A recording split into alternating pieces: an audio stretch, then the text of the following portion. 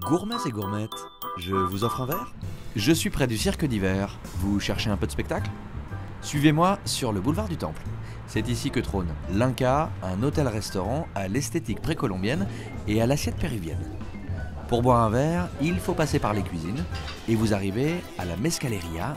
Ici, c'est pas le Pérou, on est plutôt dans un bar à l'accent mexicano.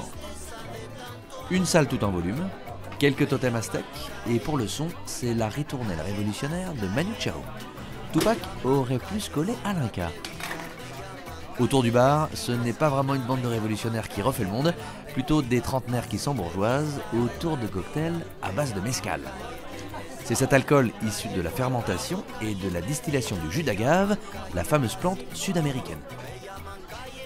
Depuis le comptoir, c'est Alexandre Tervagne, un barman qui a promené son shaker un peu partout en Espagne.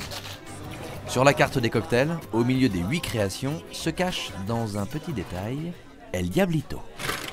Soit une mesure de mezcal,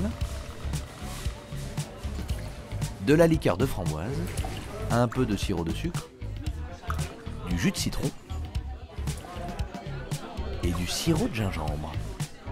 L'affaire se corse avec du piment. Quelques secousses,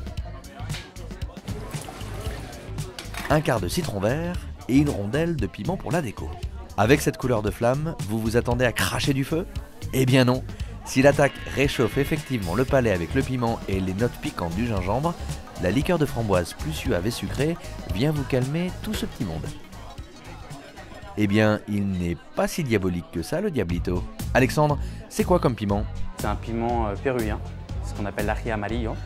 Voilà, donc un peu piquant, pas forcément non plus extravagant, puisqu'on est quand même à Paris. Dedans, on fait un petit sirop de gingembre maison, en fait, qui est bien corsé et qui permet de relever aussi le piment, en fait. C'est la petite botte secrète de notre Diablito. Pour accompagner ces cocktails, vous avez une armée mexicaine d'assiettes?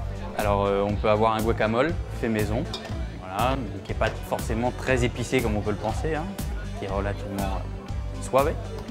Et des chicharrones aussi. On est plutôt suavemente, on est ce qu'on appelle un speakeasy, on est là juste pour boire des bons verres, déguster des bons cocktails et pour être là pour discuter. Le côté réconfortant du mezcal. Para todo bien mezcal, para todo mal también. Traduction, qu'on aille bien ou qu'on aille mal, il y a toujours le mezcal. À 12 € le cocktail, les prix sont plutôt suaves. Dans le genre, ce bar est un cas unique.